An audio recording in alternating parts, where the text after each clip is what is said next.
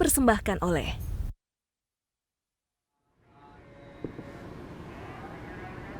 Ya pemirsa, saya Rati Aulia kembali menyapa Anda di program BUMN Menjawab. Tema kita kali ini PT Perikanan Nusantara Persero atau PT Perinus mengembangkan industri perikanan tanah air. Dan telah hadir bersama kami Bapak Primawan Badri, Direktur Operasional dan Pemasaran PT Perikanan Nusantara Persero. Halo Pak Prima, apa kabar? Baik Mbak Rati, terima kasih. Terima kasih sudah berkenan hadir di BUMN Menjawab Pak Prima. Terima kasih. Dan telah hadir juga secara virtual pimpinan redaksi TV Jaringan JPM, dan saya juga ingin menyapa teman-teman dari Jawapos Jaringan Media Nusantara. Terima kasih sudah bergabung menyaksikan BUMN Menjawab. Acara ini berlangsung dengan menerapkan protokol kesehatan penanganan COVID-19 dan program ini merupakan kerjasama JPM TV dan BUMN Track. Pemirsa, PT Perikanan Nusantara Persero fokus dalam pengembangan bisnis perikanan dari hulu ke hilir dan terus membina kemitraan dengan nelayan yang terus tumbuh serta berkelanjutan guna mewujudkan kedaulatan pangan. PT Perinus terus berkembang dan berinovasi agar dapat melayani masyarakat dengan optimal. Namun sebelum berbincang mengenai PT Perinus Persero mengembangkan industri perikanan tanah air, mari kita simak satu informasi berita satu ini.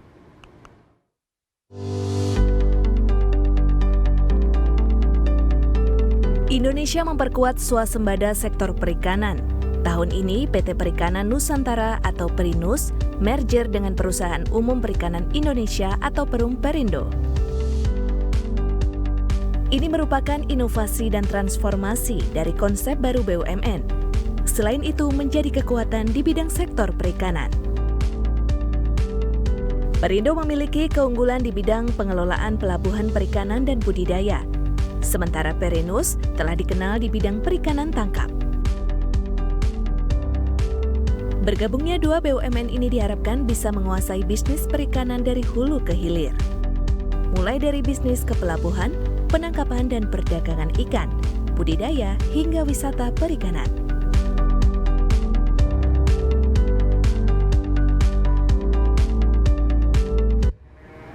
Dan untuk membahasnya lebih lanjut, langsung saja kita tanyakan kepada Bapak Primawan Badri, Direktur Operasional dan Pemasaran PT Perikanan Nusantara Persero. Halo Pak Prima, terima kasih sudah bersedia hadir di BUMN Menjawab.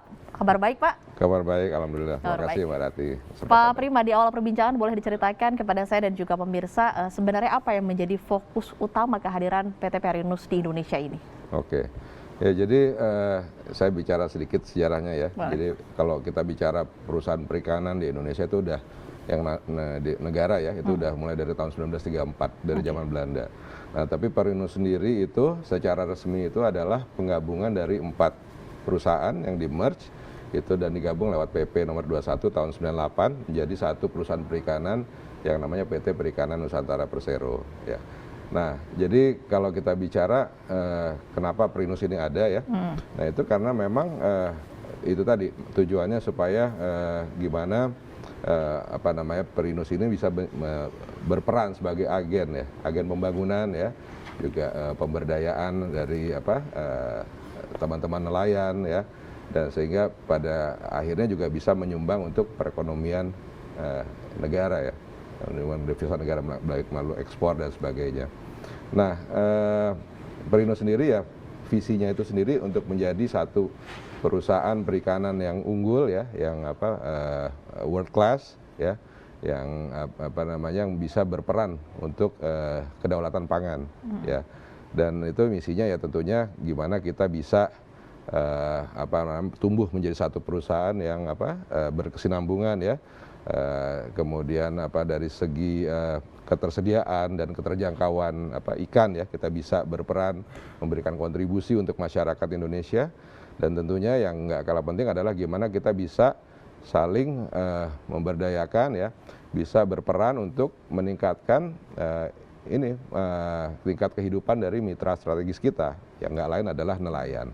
Nah, jadi itu adalah ya itu tadi tujuan visi misi kenapa itu Perinus itu didirikan. Kemudian apa yang menjadi ruang lingkup dari kegiatan usaha PT Perinus sendiri, Pak? Nah, Perinus ini ya kita dianugerahi fasilitas ya.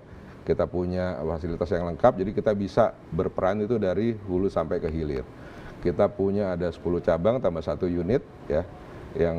Dan kita punya fasilitas-fasilitas yang memang dibutuhkan dari mulai proses penangkapan kita punya kapal ya, kita punya kapal tangkap, kita punya kapal tampung, itu ada sekitar 28 kapal ya. Kemudian kita punya cold storage di seluruh Indonesia, di seluruh cabang kita yang tersebar tadi, kebanyakan di Indonesia Timur. Kita punya sekitar kapasitas hampir 4.000-an ton lah kira-kira ya untuk cold storage kita, dan di dalamnya juga ada unit pengolahan ikan ya.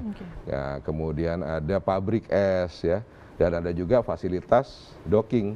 Jadi baik untuk kapal kita sendiri maupun kapal-kapal mitra nelayan. Nah, jadi fasilitas-fasilitas itulah yang menunjang bisnis kita, sekaligus juga bisa mendapatkan pendapatan di situ. Nah, jadi bisnis kita dari mulai fasilitas itu sampai ke bisnis utama kita adalah itu penangkapan ikan ya, pemrosesan ya, dan sampai ke perdagangan ikannya. Nah, sedangkan yang itu tadi yang fasilitas kayak pabrik es, kemudian UPI ya, kemudian ada docking, yaitu bersifat lebih ke arah supporting bisnis ya. Tapi bisnis core kita adalah yaitu penangkapan, pemrosesan, dan perdagangan ikan. Berarti bisa dikatakan bahwa PT Perunus ini core bisnisnya dari hulu ke hilir di sektor perikanan, begitu ya? Betul sekali. Oke, kemudian sejak berdiri sudah puluhan tahun, tadi disebutkan dari zaman Belanda sendiri, sebenarnya perkembangan bisnisnya sampai saat ini seperti apa, Pak? Sudah seperti apa PT Perunus hari ini? Jadi ya kalau kita bilang ya, alhamdulillah ya Perunus terus berkembang, walaupun sempat dalam kondisi yang sulit ya, terutama karena ada pandemi dan sebagainya. Tapi dengan segala keterbatasan dan situasi eksternal tersebut, kita ya syukur kita bisa mencatatkan growth ya di tahun 2021 ini sekitar 30% dibandingkan dengan tahun lalu growth-nya. Jadi artinya kita masih tetap bertumbuh dalam kondisi yang pasar yang sulit saat ini. Dan kita juga sudah melakukan ya secara internal ya secara kontinu kita coba transformasi dari segi proses bisnisnya, dari segi organisasi, dari segi SDM-nya, sehingga kedepannya kita bisa lebih kompetitif dan kita bisa lebih punya peran dalam pembangunan perikanan di Indonesia. Oke, baik. Penggabungan BUMN terus dilakukan agar bisa saling bersinergi dalam mendukung ekosistem pangan nasional, begitu juga dengan BUMN Pangan 1 ini. Apa saja manfaat dan dampak dari penggabungan ini? Usai jeda di BUMN menjawab. Didukung oleh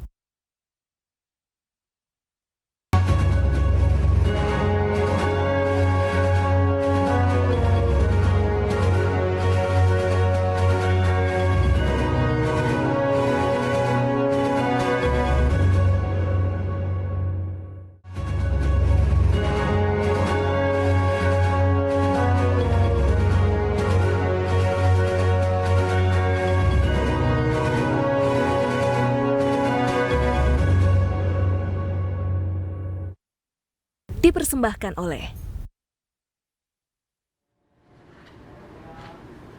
Anda masih menyaksikan BUMN Menjawab bersama saya Ratih Aulia dan Bapak Primawan Badri, Direktur Operasional dan Pemasaran PT Perikanan Nusantara Persero.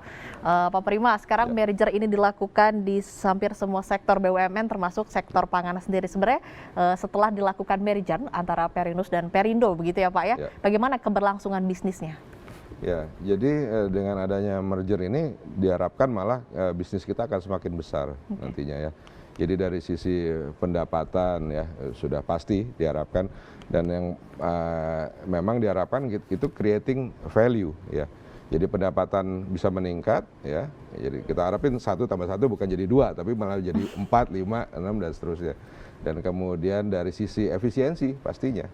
Karena itu tadi ya, jadi dari segi pendapatan kita punya akses pasar, ini akan semakin bertambah. Kita punya sourcing juga akan semakin bertambah. Nah, dan kemudian dari sisi efisiensinya kita bisa aset-aset kita ya itu juga cabang-cabang kita bisa dikonsolidasikan, bisa lebih efisien lagi ya. Aset-aset ya yang bisa dipergunakan, bisa di leverage ya. Nah, sehingga dari penggabungan itu ya tentunya kita harap kita bisa berkembang jauh lebih baik lagi daripada yang sekarang sendiri-sendiri. Dan ini saling melengkapi. Kenapa? Karena Perindo sendiri itu kan core-nya ya, itu lebih ke arah penangkapan, processing dan perdagangan ikan ya. Nah, sedangkan Perindo itu core-nya lebih ke arah facility management. Dan itu begitu digabung itu saling melengkapi, ya kita semakin kuat dari sisi fasilitas, dari sisi perikanannya juga semakin kuat. Dan kita punya cabang kebetulan, nah ini juga bagus sekali karena Perinus ini lebih banyak cabangnya di timur. Sedangkan Perindo? Perindo banyak kan di barat. Nah jadi makanya itu tadi saling melengkapi. Jadi Perindo tuh ada di apa namanya kayak di Natuna, ada di Belawan, ada di Aceh ya. Perinus banyak di kayak di Ambon, Bacan, Sorong, Bitung. Nah jadi ini semua ya kita harapkan bisa meningkatkan kinerja kita lebih baik lagi ke depan. Jadi berbicara tentang efisiensi kemudian juga efektivitas dari merger ini sendiri. Kemudian sinergi apa saja sih yang dilakukan oleh BUMN sektor pangan ini Pak dengan adanya penggabungan holding tersebut? Ya. Nah jadi kalau apa namanya Perindo yang ikan-ikan itu digabung ya, kemudian ada juga yang beras ya, nah kemudian ada yang perdagangan dan logistik ya PPI, BGR ya, SAS Pertani. Nah jadi kita semua nanti kan akan tergabung dalam satu klaster namanya klaster pangan holding yang ketuanya adalah RNI. Nah jadi disinilah makanya kita punya kekuatan yang lebih besar sebagai satu klaster itu. Karena ya itu tadi kita bisa saling leverage aset kita ya, kita bisa maju sama-sama misalnya untuk kepentingan apa namanya proposing untuk modal dan sebagainya ya, daripada sendiri-sendiri kita lebih ini sebagai satu holding ya akan lebih daya tawarnya lebih besar, efisiensi, kita bisa saling leverage dari segi apa namanya SDM kemudian sistem ya. Nah ini kan akan jadi jauh lebih efisien nanti ke depannya. Nah dan terus kita bisa memperluas pasar juga, memperluas pasar contohnya nih, sekarang Perinus kan jualan sendiri nih, ya. Tapi nanti teman-teman dari holding ya, dari PPI ya, kemudian dari ada Nusindo juga itu akan bisa membantu memperluas pasarnya kita, baik ke domestik maupun ekspor. Nah, kemudian dari sisi logistiknya juga BGR ya, itu juga nanti akan berperan sangat penting ya dalam apa namanya optimalisasi dari segi logistik untuk BUMN klaster pangan. Ya, jadi nanti bukan cuman leverage kita punya apa namanya sarana aja, tapi juga BGR dan mereka udah punya sistem logistik. yang udah mumpuni gitu, yang bisa di leverage sampai sistem pergudangannya itu nanti bisa diterapkan di seluruh klaster pangan. Jadi sinergi ini bertujuan untuk berkolaborasi dan bekerja sama antara BUMN sektor pangan ini. Dan kemudian merger antara Perinus dan Perindo kan diharapkan melahirkan kekuatan bisnis baru gitu, bisnis perikanan dari hulu ke hilir. Kemudian apa manfaat yang paling dirasakan oleh Perinus sendiri pasca merger, Pak? Ya, kalau kita bicara mungkin udah bukan Perinus lagi ya nanti pasca merger, tapi sudah sebagai satu perusahaan PT Perikanan Indonesia yang baru.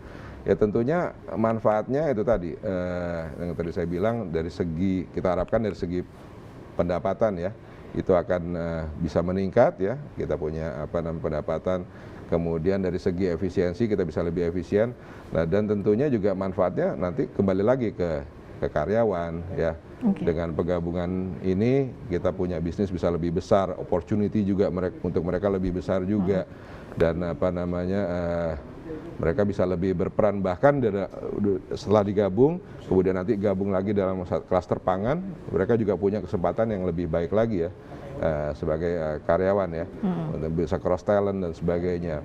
Nah dari segi apa namanya manfaat dari segi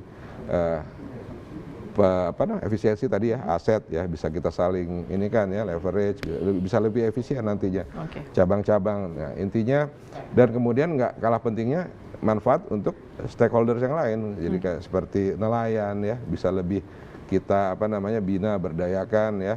Nah, offtake dengan harapan offtake kita nanti ke nelayan akan lebih besar ini setelah penggabungan ini ya. Ya, dan kita bisa lebih banyak berperan untuk membantu pembinaan mereka ya. Tapi nanti saya ceritalah gimana kita bisa ini ke kemudian Pak, berbicara masalah merger ini kan tadi disebutkan ada manfaatnya, banyak sekali manfaatnya, efisien, kemudian ada kolaborasi kerjasama yang terus dilakukan oleh antara BUMN sektor pangan ini. Kemudian apakah ada juga tantangannya dalam merger ini Pak? Oh ya, tentu tantangannya ada. Karena kalau kita bicara merger di mana-mana juga itu menggabungkan kedua perusahaan yang berbeda itu sangat menantang. meskipun ya kita dua-dua ini BUMN ya, kemudian kita dua-duanya adalah perusahaan perikanan, tapi kita punya core business, kita punya culture, kita punya ini tentunya tetap ada perbedaan ya. Nah, sistem juga beda ya, cara kerja. Nah, itulah yang mungkin menurut saya sih tantangan yang pertama itu memang bukan dari luar, tapi lebih ke arah dari dalam internal kita sendiri. Gimana kita bisa dengan mulus ya menjalankan transisi setelah penggabungan ini ya, sebagai bisa beroperasi sebagai satu perusahaan baru ya, yang diharapkan memang bisa mencapai achievement yang lebih besar. Tapi ya kuncinya itu tadi, dari segi transisinya mesti dengan baik ya, terutama dari segi orang, kemudian dari segi hukum, dari segi aset. Nah, itulah yang tantangan-tantangan yang memang mesti kita hadapi dan kita pecahkan bersama. Tapi saya yakin begitu itu kita bisa melewati transisi itu dengan baik, kita kedepannya bisa take off. Oke, baik, diharapkan bisa creating value yang lebih besar. Betul, begitu ya Pak. Ya. Selanjutnya kita akan membahas mengenai strategi apa yang dijalankan PT Perinus dalam merangkul para nelayan sebagai mitra perusahaan. Usai jeda di BUMN menjawab. Didukung oleh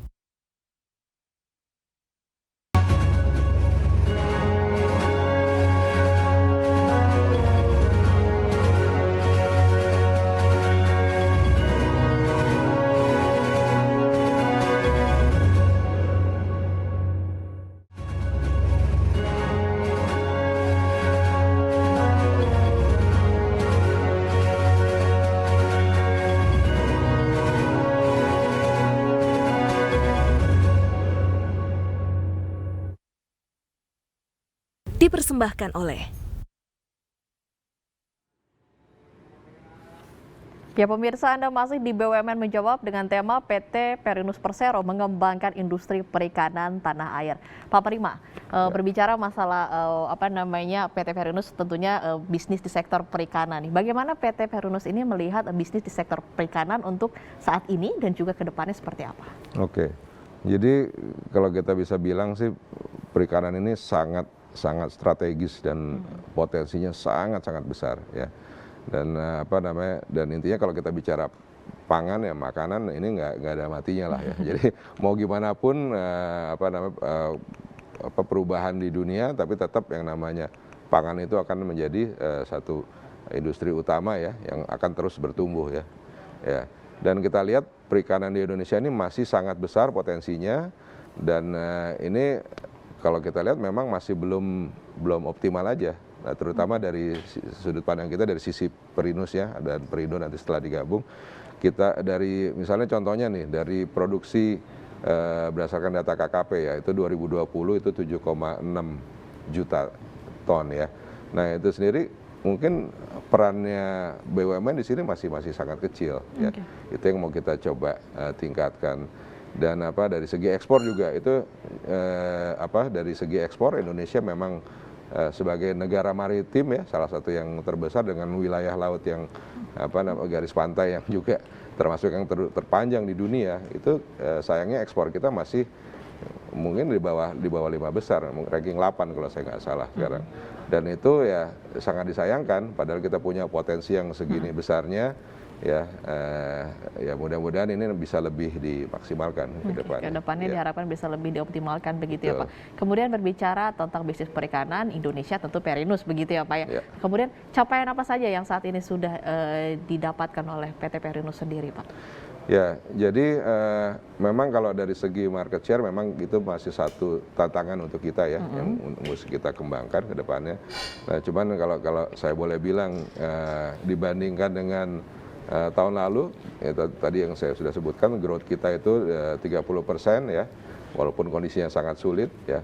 Kemudian kita juga udah melakukan transformasi dari segi bisnis proses, internal dan sebagainya, sehingga kita bisa akan lebih siap untuk bisa menjadi satu perusahaan yang lebih modern, termasuk itu nanti ada digitalisasi ya, penerapan sistem IT dan sebagainya.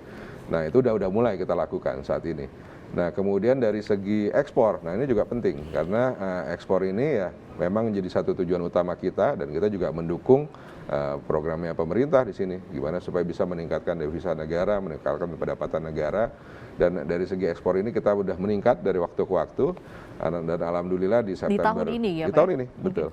Dan negara tujuan kita juga udah bertambah. Tadinya mungkin kita lebih banyak ke Asia ya, ke Jepang ya, kemudian ke Cina, ke Taiwan ya. Nah sekarang kita udah merambah pasar Amerika. Nah terakhir itu kita ekspor gurita ya, itu di bulan September, Oktober, itu masih continue sih. Itu ke US ya, itu pertama kali. Kemudian kita juga barusan ekspor black marlin ke Philippines yang sebelumnya kita juga belum pernah. Nah jadi kita nanti akan terus memperluas pasar ekspor kita. Dan ini kita baru mulai. Jadi mudah-mudahan baru mulai dan semoga sustain, continue terus begitu ya Pak ya. Kemudian strategi apa sebenarnya yang diterapkan oleh perusahaan untuk meningkatkan mutu dan juga penetrasi jaringan bisnis di sektor perikanan?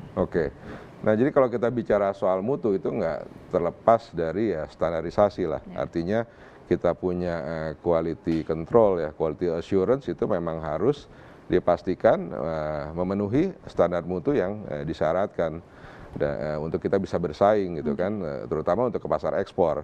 Nah, makanya kita punya ada 13 fasilitas kita udah dilengkapi dengan sertifikasi HACCP ya, itu untuk bisa kita ekspor. Nah, dan kita akan terus tingkatkan grade-nya ya, ratingnya. Misalnya sekarang dari B, ini kita mesti jadi A. Kenapa? Supaya kita bisa menjangkau pasar yang lebih luas lagi. Contohnya kayak pasar Eropa. Nah itu mereka butuh standar yang berbeda begitu ya Pak? Standar yang beda, lebih tinggi daripada pasar Amerika maupun pasar Asia. Nah itu mesti HACCP A gitu misalnya kan. Jadi sehingga kita mesti tingkatin satu memang kesiapan SDM kita, kemudian kedua fasilitas sarana dan prasarana itu mesti memenuhi syarat untuk bisa dapat sertifikat seperti itu ya. Dan tentunya kontrol mutu yang terus-menerus kita mesti monitor terus ya.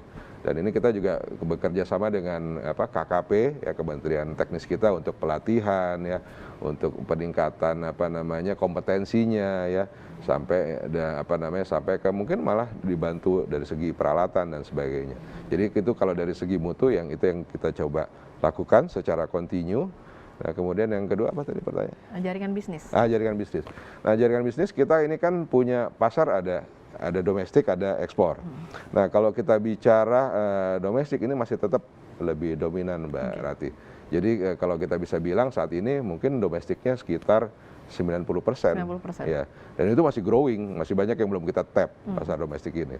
Nah, gimana cara kita mengembangkan pasar domestik? Ya memang jaringan penjualannya memang mesti ditingkatkan. Artinya network kita mesti diperluas. Ya satu, kita memang mesti acquire ya, akuisisi customer baru ya. Nah, memang kita lebih banyak customer kita itu perusahaan pengolahan ya pada saat ini. Nah, tapi kita nanti mesti perluas pasar kita lebih ke arah mungkin ke retail ya, langsung ke end user kan sekarang kita banyakkan B2B. B2B kita perluas ke B2C, ke retail ya. Dan go to marketnya kita juga memang mesti diperluas juga ya. Mungkin sekarang kita lebih banyak direct selling gitu, tapi kan nanti kita mesti manfaatin teknologi, kita mesti masuk ke e-commerce ya, kita mesti masuk ke ya. Dan pasar retail kita juga gandeng asosiasi-asosiasi misalnya seperti Asparindo ya, untuk asosiasi pasar Indonesia, kemudian asosiasi retail Aprindo kita juga gandeng ini untuk memperluas pasar kita di domestik sampai ke koperasi, sampai ke organisasi perkumpulan pemindang.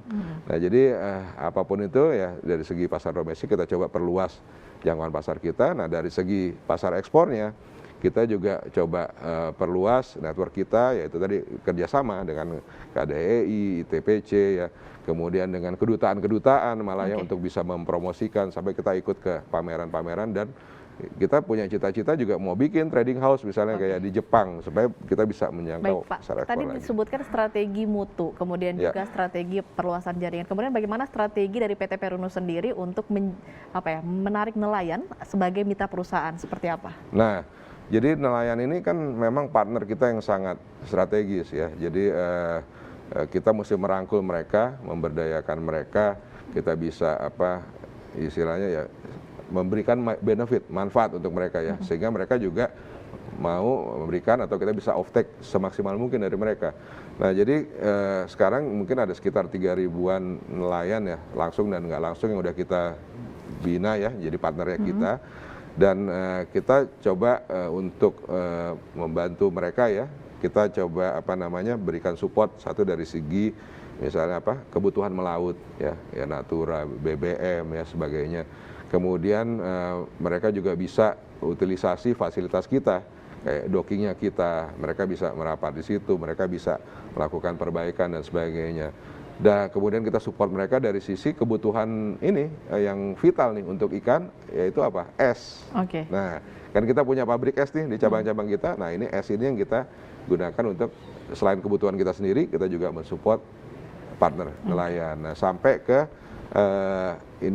permodalan, kita juga bisa bantu melingkan mereka dengan ini tadi dari sisi permodalan. Kita contohnya juga kita punya fasilitas yang namanya SRG, resi gudang, udah disertifikasi kita di 10 cabang kita ya, itu udah certified sebagai pengelola resi gudang. Nah, jadi nanti mitra nelayan itu bisa menitipkan ikannya di situ untuk bisa mendapatkan permodalan dengan bunga yang rendah. Nah, jadi itu hal-hal yang kita bisa. Baik, nanti kita akan lanjut berdiskusi. Pak Prima, PT Perinus Persero terus melebarkan sayap bisnisnya terbaru menembus pasar ekspor gurita ke Amerika Serikat. Apa saja strateginya? Usai jeda di BUMN menjawab. Didukung oleh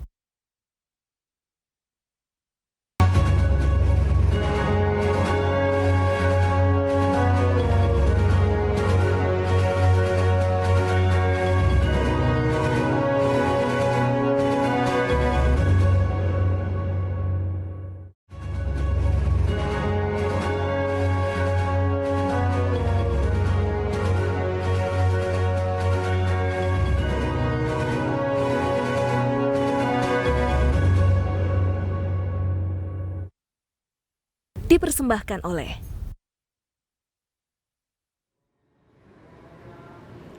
Ya, Anda masih menyaksikan BUMN Menjawab, masih bersama Bapak Primawan Badri, Direktur Operasional dan Pemasaran PT Perikanan Nusantara Persero. Pak Prima, baru-baru ini PT Perinus baru saja mengekspor gurita ke Amerika Serikat. Ini merupakan tadi Bapak sebut juga negara tujuan baru begitu ya. Betul. Bapak melihat ke depannya ekspor gurita ini seperti apa, Pak? Oke. Nah, jadi alhamdulillah ya September kemarin kita perdana ke US itu sekitar 3 kontainer ya. Dan ke depan sebelumnya memang kita udah ekspor gurita, Mbak Rati, tapi terbatas pasarnya baru ke Jepang aja. Oke. Nah, dan sekarang kita coba merambah pasar yang lebih luas lagi karena mereka punya kebutuhan yang beda kebetulan ya, dan inilah yang kita lihat sebagai peluang gitu kan. Nah, ke depannya ini demand ini masih sangat tinggi untuk gurita ya. Yang dari Jepang pun aja kita masih belum bisa fulfill sepenuhnya ya. Oke. Nah, apalagi dari Amerika. Jadi kita lihat prospeknya masih sangat bagus. Nah, ini yang kita akan coba tingkatkan dari waktu ke waktu ya. Mudah-mudahan ini bisa terus bertumbuh ke depannya. Oke, jadi melihat peluang dari ekspor gurita ini masih terbuka lebar begitu ya Pak masih untuk sangat kedepannya. terbuka, ya. Baik, dan sekarang kita juga akan menyapa telah bergabung bersama kami pimpinan redaksi dari PAL TV Palembang, ada Susan Oktaria. Halo Mbak Susan, apa kabar ya? Halo, selamat siang. Alhamdulillah baik. Baik, terima kasih telah bergabung bersama kami Mbak Susan. Mbak Susan, bagaimana pandangan media sendiri melihat dari kinerja PT Perinus ini yang baru-baru ini baru saja membuka negara tujuan untuk mengekspor baru begitu, untuk ekspor gurita. Dan silakan jika ingin bertanya langsung, di sini ada Pak Prima, dan jika ada masukan juga bisa langsung disampaikan. Silakan Mbak Susan. Oke, terima kasih. Selamat siang Pak Prima. Siang, Ini luar biasa sekali ya, ya PT Perinus. Ya, alhamdulillah baik Pak. Ya, kami sangat mengapresiasi ya Pak kinerja dari PT Perinus yang sangat luar biasa sekali karena sudah membuat pasar baru dengan sumber daya alam Indonesia yang sangat besar tentunya ya Pak. Ini gurita luar biasa nih Pak ya. Orang masih belum terpikirkan tentang sumber daya ini kayak gitu. Tetapi ada permasalahan nih Pak. Tentu sumber daya alam Indonesia yang sangat besar ini ada permasalahan lain kayak gitu. Sampah plastik Pak. Oh, itu muaranya kan ke laut, Pak. Itu bagaimana, Pak? Nanti akan mempengaruhi sumber daya alam dan tentunya itu kan akan berpengaruh juga pada tingkat produksi dari PT Primus juga ya, Pak. Nah, ada permasalahan lain tentang ini loh, Pak, tentang PP nomor 85 ya, Pak, yang sekarang dikeluhkan itu, Pak. Itu berpengaruh nggak, Pak, dengan pendapatan dari PT Primus juga kayak gitu? Terus saya punya banyak pertanyaan nih, mohon maaf ya Pak ya. Yang terakhir itu saya ingin menanyakan tentang ya kaum milenial ya Pak. Kaum milenial ini bagaimana caranya agar kaum milenial juga tertarik dengan industri perikanan Indonesia? Karena kan kaum milenial sekarang itu lebih cenderung pengennya mereka kalau berbisnis yang mudah kayak itu, berusaha yang mudah kayak gitu Pak. Karena industri perikanan bagi mereka itu tidak mengasihkan. Itu bagaimana nanti PT Primus melihat prospek, karena kan kalau milenial di Indonesia itu sangat besar sekali Pak jumlahnya kayak gitu, dan itu akan menjadi masa depan Indonesia Pak. Itu aja dari saya Pak, terima kasih. Oke, baik, terima kasih Mbak Susan. Pak Prima, boleh langsung dijawab aja yang pertama mengenai soal sampah, apakah akan berpengaruh terkait dengan produktivitas PT Primus sendiri? ya sebenarnya memang sampah ini kalau nggak ditangani atau nggak kita melakukan action ya, itu ya tentunya nanti akan punya pengaruh ya, karena ya itu biota laut ya semua tercemar kan, dan apa namanya makin lama makin banyak, memprihatinkan. Saya juga ke pantai-pantai kita itu juga sampah plastik ini makin banyak. Nah ini memang perlu kesadaran dan upaya dari semua pihak supaya apa namanya kita sama-sama lah jaga laut kita ini ya supaya bersih. Kita dengan kesadaran mengurangi penggunaan apalagi buang sampah sembarangan di laut ya, karena ya itu tadi dampaknya pasti akan bukan Perindo saja tapi semua pelaku perikanan, nelayan kan kasihan ya, jadi mereka jadi bisa terpengaruh dari segi pendapatannya ya karena ini, dan juga pariwisata pun juga akan terpengaruh. Jadi ini satu hal yang memang harus dipikirkan bersama ya. Di sini kita harapkan ya pemerintah bareng-bareng juga sama seluruh rakyat untuk bisa lebih mengatasi hal ini begitu. Oke, kemudian yang kedua terkait PP nomor 85 ya Mbak Susan. Itu yang mengenai apa? Sorry, saya lupa banyak PP. Mengenai apa Mbak Susan?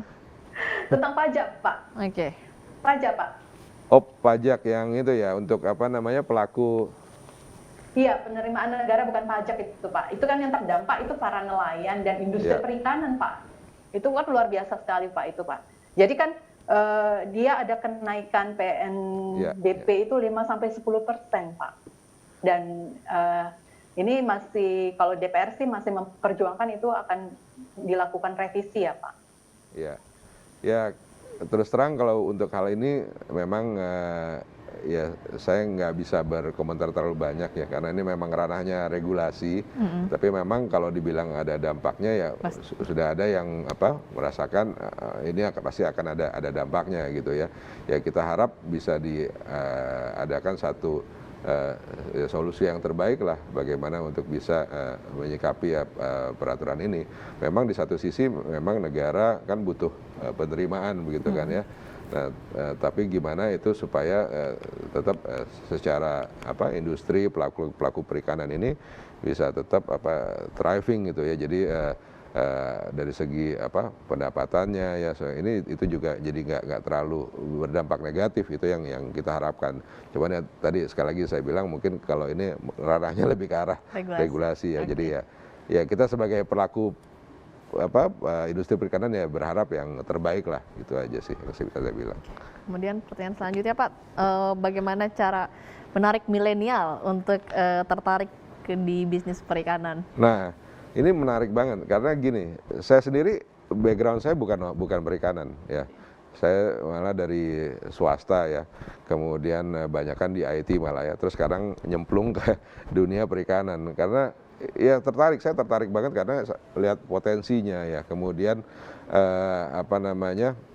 kalau kita udah jalanin ya, itu kita baru bisa ngerasakan ya, itu betapa indahnya Indonesia ya, lautnya ya, kemudian pemandangannya ya, dan itu dengan kita terjun langsung itu benar-benar satu pengalaman yang berbeda. Dan jangan salah, perikanan ini mungkin persepsi lah ya, tapi sebenarnya ini usaha yang bisnis yang menguntungkan, Dan saya udah ngelihat ya banyak sekarang udah mulai banyak anak-anak muda ya mulai bergerak masuk ya dalam industri dalam usaha perikanan ini. Jadi mereka ngerintis dari bawah, mulai awalnya dari dagang kecil-kecilan, sampai mereka bisa punya kapal sendiri. Terus kapalnya nambah jadi 2, jadi 3, jadi 4. Dan saya lihat udah mulai banyak yang begitu. Dan potensinya masih besar sekali. Jadi menurut saya ini satu peluang ya buat teman-teman yang muda-muda ya, milenial, untuk bisa ikut berpartisipasi, bukan cuma sebagai pengusaha, tapi juga dengan makin berkembangnya nanti industri perikanan ya, itu akan makin banyak peluang untuk bisa berpartisipasi di situ. Dan dari segi income, dari segi pendapatan, wah justru ini saya bilang industri perikanan ini menguntungkan. Ya. Menjanjikan. Menjanjikan, ya, betul. Oke, baik. Betul. Bagaimana Mas Susan? Ya, terima kasih banyak Pak Prima dan Mbak Rati. Ya, makasih Mas Susan. Terima kasih telah bergabung bersama kami Susan Oktaria, pimpinan redaksi PAL TV Palembang. Pemirsa, PT Perinus Persero juga terus melakukan transformasi dan inovasi dalam mengembangkan bisnisnya. Kita akan membahasnya usai jeda. Tetaplah di BUMN Menjawab. Didukung oleh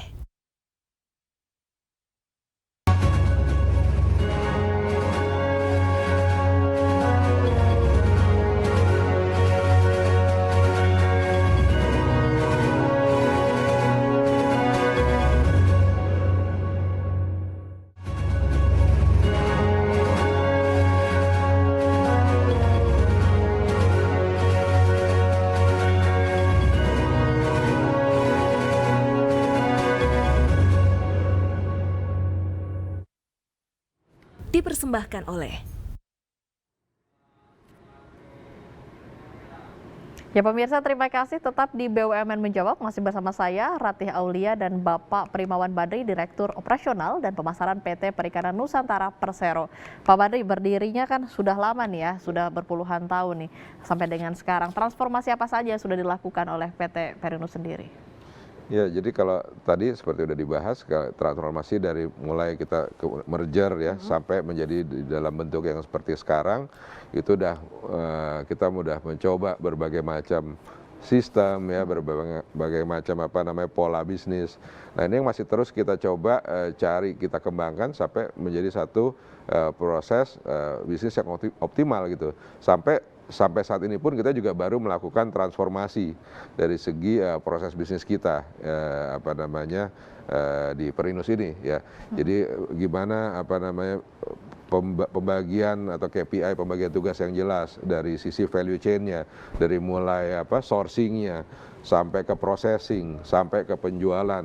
Nah, ini yang kita coba re-engineer, kita coba lihat lagi prosesnya. Itu apakah udah optimal atau belum. Nah, itu kemarin makanya kita lakukan transformasi pada Juli kemarin ya, dan hasilnya ya alhamdulillah udah mulai kelihatan ya, walaupun tetap mesti ada adaptasi.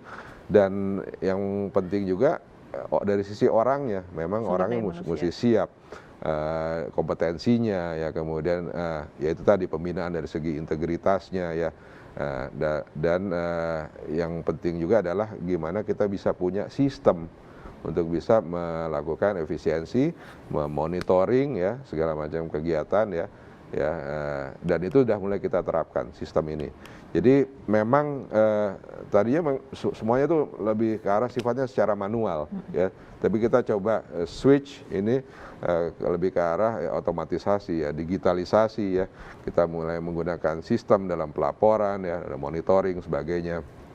Dan mungkin nanti ke depannya penggunaan teknologi dalam operasional kita sendiri, misalnya untuk dalam pencarian ikan ya, dan sebagainya ya, sampai ke pengaturan inventory manajemen ya di gudangnya. Nah, jadi kita mau terapin ya, intinya sih nanti ada ERP ya yang memang layak, yang proper gitu ya. Mestinya perusahaan seperti Perinus sudah punya ERP yang proper.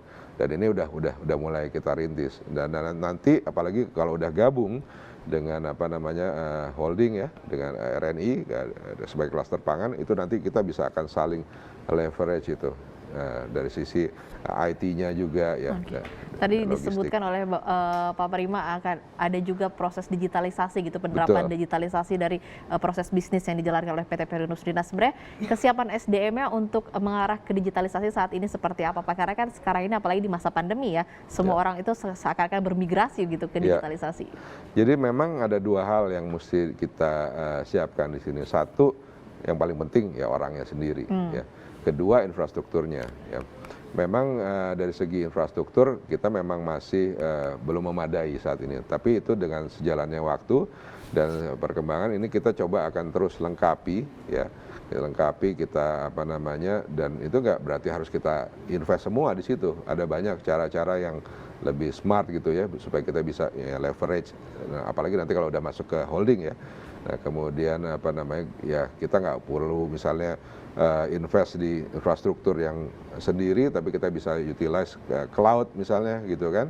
Nah itu bisa meminimize apa namanya expenses juga untuk dari sisi IT-nya. Nah dari sisi orang, nah ini yang sangat penting. Itu yang kita lagi coba siapkan sekarang. Kita melakukan pelatihan ke mereka ya supaya mereka siap nanti. Dan yang penting itu yang sangat-sangat kritikal itu adalah mentalitinya, mindset. Karena mau sebagus apapun sistem yang kita pakai, tapi kalau dari sisi mindset orang yang ngejalanin kan, nah itu gimana mereka mesti dibina, diyakinkan, memang at the end ini akan mempermudah kerja mereka. Awalnya memang pasti akan sulit ya, mesti adaptasi, mesti ini ada proses baru, tapi ke depannya kalau begitu udah dijalankan, ini justru akan mempermudah pekerjaan mereka. Tadi kan kita juga menyinggung digitalisasi karena pandemi begitu nih. Apakah di pandemi sendiri sebenarnya berdampak atau seberapa besar dampaknya terhadap kinerja dari PT Perinus sendiri? Dampaknya tidak selalu negatif ya Pak, mungkin bisa juga positif. Ya, jadi kalau kita bicara pandemi emang awal-awalnya itu kerasa banget. Karena nelayan-nelayan juga punya keterbatasan untuk melaut, ada tujuan ekspor juga yang ditutup, mereka nggak terima. Kemudian dari segi logistik juga ada keterbatasan. Nah, tapi ya syukur pada kenyataannya malah kita grow. Ya? Dalam kondisi pandemi begini seperti tadi saya sebutkan, kita grow 30% dibandingkan tahun lalu. Nah, itu kenapa itu, Pak? Ya karena memang dari segi demand-nya sendiri ya malah relatif ya. Walaupun pandemi ya namanya makanan terutama ikan nggak turun, tapi malah mungkin agak sedikit meningkat ya karena orang butuh, dan mungkin dari sisi pasar bukannya turun tapi shifting. Jadi contoh nih kayak memang pasar Horeca itu pasti kepukul ya, tapi shift ke pasar rumah tangga.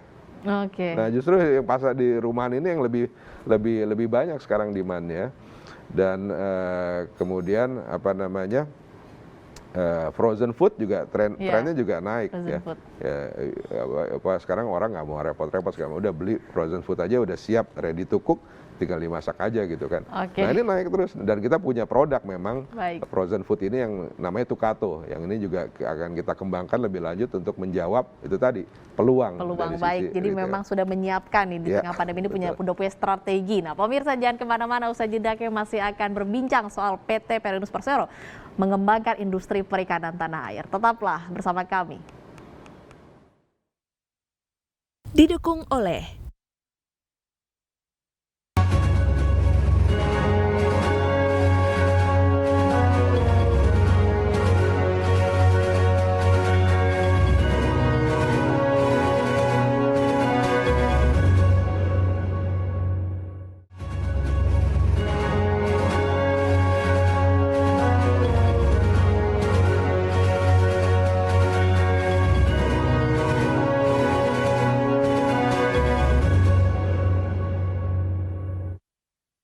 dipersembahkan oleh Ya pemirsa, kita di segmen terakhir dari BUMN Menjawab dengan tema PT Perinus Persero mengembangkan industri perikanan tanah air, dan masih bersama Bapak Primawan Badri, Direktur Operasional dan Pemasaran PT Perikanan Nusantara Persero. Pak Prima, pastikan setiap perusahaan apalagi BUMN memiliki program sosial begitu ya Pak. Ya. Untuk Perinus sendiri seperti apa program sosial yang dimilikinya? Apakah memang berdampak langsung kepada nelayan atau seperti apa? Ya, jadi memang kita ada setiap tahun pasti ada program sosial kegiatan sosial yang kita lakukan. Jadi memang bentuknya juga bisa macam-macam. Ada yang misalnya sumbangan ke desa untuk air bersih dan sebagainya, atau tapi yang paling ini ya relate ke nelayan, ya itu tadi misalnya untuk misalnya pembinaan ya, pelatihan ya, kemudian ada sumbangan dari segi peralatan yang kita bisa berikan kepada mereka. Jadi itu hal-hal yang kita lakukan terus setiap tahun ya, dan terutama untuk nelayan ya, mudah-mudahan itu bisa punya dampak untuk mereka. Ya. Kemudian bagaimana Pak PT Perindo sendiri memastikan bahwa produk-produk atau misalkan barang yang mereka miliki itu terjaga mutunya dengan baik dari sisi awal sampai dengan akhir? Oke, jadi memang inilah keunikannya kan di perikanan, dan kita memang punya fasilitas ya, kita punya fasilitas cold chain ya, kita bisa bilang. Jadi begitu ikan masuk nih, ya memang ikannya sendiri itu dari awal udah disortir. Artinya yang memang kita punya QC, QA, yang sortir sesuai nggak dengan standar kualitas, ya kan. Kemudian udah disortir dari nelayan maupun dari mitra kita. Nah ini kita masukkan dalam fasilitas kita bilangnya ABF ya, air blast freezer, untuk dibekukan tuh. Jadi dibekukan minus 40 derajat tuh, Mbak. Nah, jadi supaya dia beku, udah istilahnya matinya udah sekali aja gitu ya. Nah, terus udah dibekukan, baru dimasukkan dalam gudang cold storage kita, dan ini udah ada standar suhunya.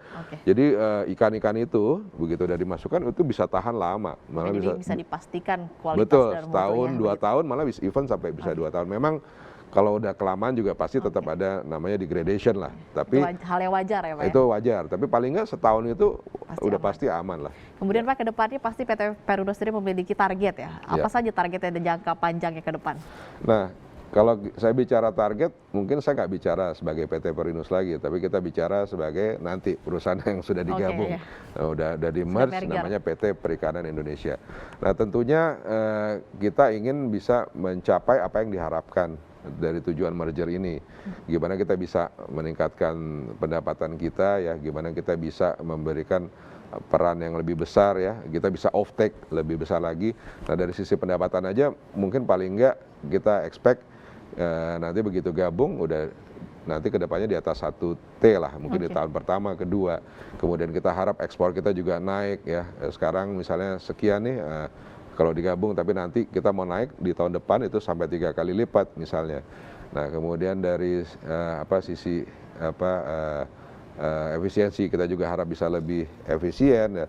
Dan tentunya yang paling penting adalah gimana kita bisa berkontribusi itu tadi sebagai agen pembangunan ya. Kita bisa berkontribusi terhadap pendapatan negara, pemasukan pemerintah ya. Kemudian bisa berkontribusi terhadap nelayan ya secara lebih luas lagi dengan penggabungan ini ya, sehingga pada akhirnya kita bisa memberikan nilai tambah untuk Indonesia.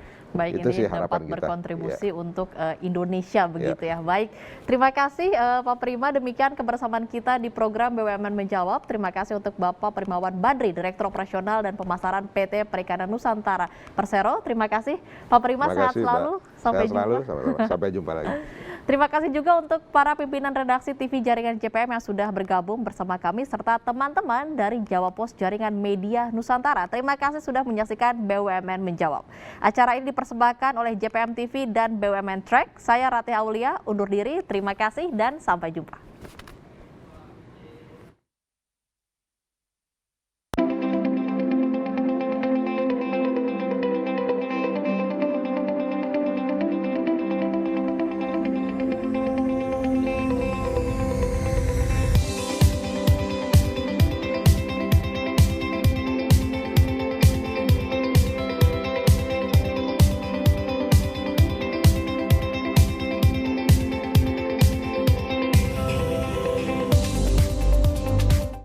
Didukung oleh